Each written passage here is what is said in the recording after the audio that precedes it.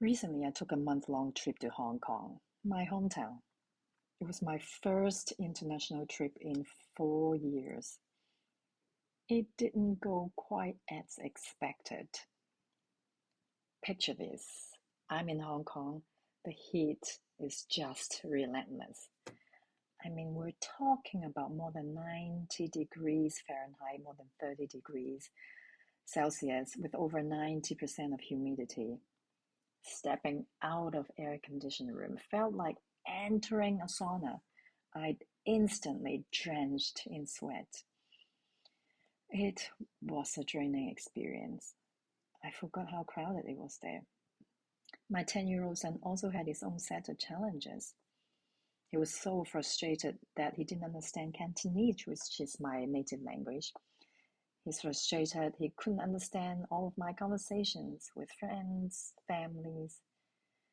He complained to me, "Why is Grandpa's bathroom so small, so narrow? It makes me feel claustrophobic." He almost refused to take a shower there. "Can we stay in a hotel?" he said to me. For the first few nights, he would cry quietly, and he'd say to me, "I'm homesick, Mommy. I miss home." Tears were streaming down his little cheeks. He wasn't his normal self for quite a few days. I must admit, I'd never seen him being sad that way. It is tough as a parent to see your child suffer and get upset. Honestly, I didn't know what to do. As parents, we often want to shield our kids from any discomfort, sadness, and pain. It's just our natural instinct. We want to protect them, and sometimes to a point that we even want to take on their own burdens and solve the problems for them. Can you relate? In my situation, I briefly toyed with the idea of checking into a hotel. But deep down, I knew that wasn't the solution. My dad is 85 and he was growing weaker and struggled with leg pain during long walks. I wanted to spend time with him, and as much as I wished to spare my son from discomfort, I decided against it. But there was a part of me that really wanted to give him a lecture or tell him to just suck it up. Those words did enter my mind, by the way. I'm not a saint. But I had to resist that urge.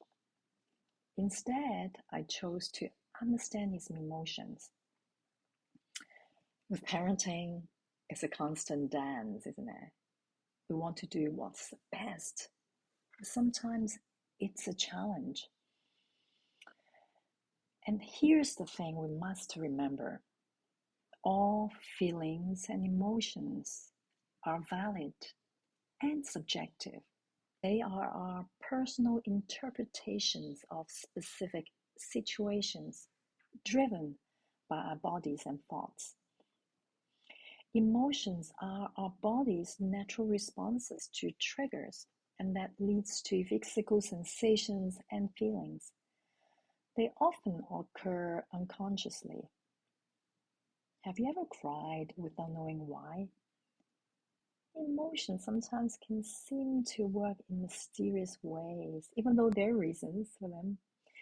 But they work in such a way that even it's difficult for adults to control or understand.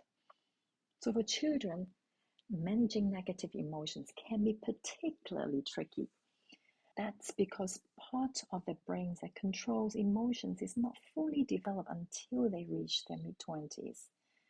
And to know how to control it and to find the words to explain the feelings, it's very difficult. And that's where understanding, empathy come in. Back to my story. Understanding emotions and feelings led me to resist judgment. In the end, I had to learn to take a step back. That's difficult. And put myself in my son's shoes, even though I didn't experience things the same way. Acknowledging his feelings and accepting them was crucial in the end. I can tell you that it was difficult, especially the trip was a month long. So it took constant practice, and I also had to constantly reminding myself to accept the way he felt. Sometimes it's challenging, but that practice paid off. I validated his emotions and genuinely empathized and calmly explained why we were staying with my dad or his grandfather in the first place. We found compromises. We worked with the options that we had, and we made the best of our situation. Because I provide emotional safety, accept his feelings, that had helped create a space where he could open up and let me in. Do you know what? Through this experience, he slowly expanded his comfort zone and learning to cope with discomfort under my guidance and nurturing. And he also became more receptive to learning Cantonese. He resisted that all the time before. So I consider that a win, a big win actually. Remember the time you taught your child to walk? You naturally accept that your child wasn't biologically ready to walk, and you knew that it would be difficult, and you accepted that fact. So you took time to teach them. You held their little hands and until they're ready to take more steps and walk. Eventually, you let go and they walked and ran on their own. Emotional guidance and safety are the same. It takes patience and love. We nurture them step by step and guiding them through life challenges like walking and running. Eventually, they learn how to run, jump, skip, hop, sprint on their own.